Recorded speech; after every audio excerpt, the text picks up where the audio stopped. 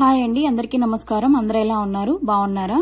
ఈ రోజు నన్ను ఒక సిస్టరు అక్క కట్టుతీగలు ఎన్ని రకాలు ఉంటాయి, వాటిని ఎలా యూజ్ చేసుకోవాలి, ఏ జ్యువెలరీకి ఏ కట్టుతీగ ఏ సైజులో యూజ్ చేసుకోవాలి అని అడిగారండి.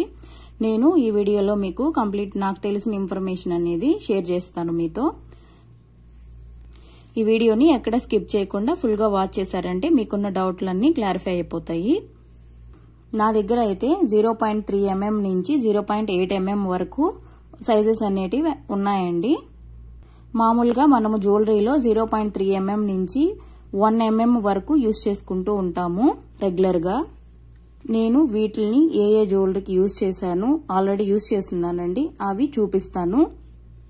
ఎవరైనా మా ఛానల్ చూస్తుంటే ప్లీజ్ సబ్స్క్రైబ్ చేసుకుని లైక్ చేయండి, కామెంట్ చేయండి.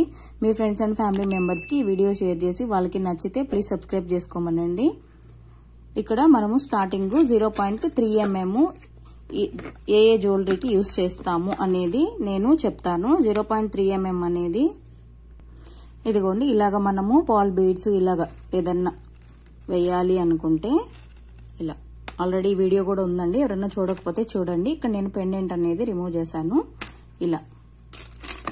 ఇలా వేయడానికి 0.3 mm అనేది యూజ్ చేస్తాము. అంటే మనకు ఈజీగా ఉండడానికి, మరి హార్డ్ గా లేకుండా ఇలా యూజ్ చేస్తాము.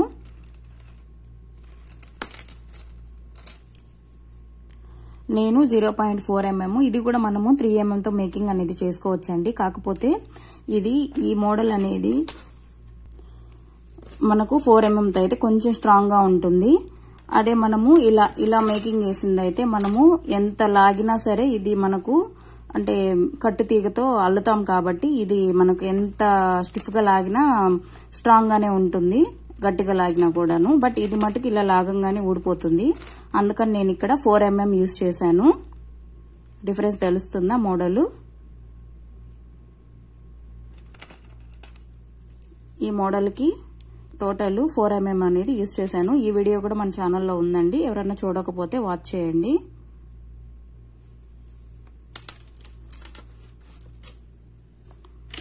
నెక్స్ట్ 7 mm ఎక్కడ యూజ్ చేశాను అనేది చూపిస్తున్నాను. ఇక్కడ వరకు ర్యాప్ చేయడానికి నేను 4 mm అనేది యూజ్ చేశాను. ఇక్కడ ఉన్నాయి కదా, ఇవి వేయడానికి 7 mm అనేది యూజ్ చేశాను. ఈ వీడియో కూడా ఎవరైనా చూడకపోతే వాచ్ చేయండి. మళ్ళీ ఇక్కడ ఈ బీడ్లు వేసాం కదా, ఇది మటుకు నేను 4 mm యూజ్ చేశాను.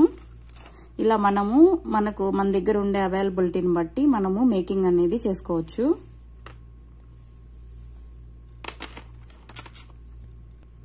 ఇదిగోండి, ఇక్కడ కూడా ఇది కొత్త మోడల్ అండి, నేను జస్ట్ ట్రై చేశాను. మీకు ఈ మోడల్ కూడా నచ్చితే కామెంట్ చేయండి, నేను ఖచ్చితంగా ఇది వీడియో అనేది పోస్ట్ చేస్తాను. నేను వీడియో అయితే షూట్ చేయలేదు.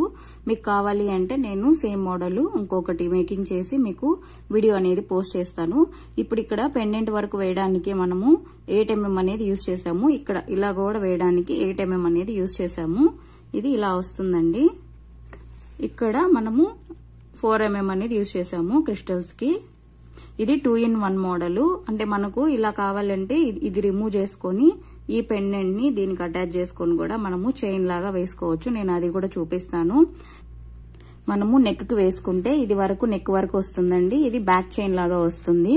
ఇది ఇలా కన్నా వేసుకొని చూస్తే చాలా బాగుంటుంది. చూడండి, ఇలా ఇది కూడా మనము ర్యాప్ చేసాము 4 mm తో ఇలాగా.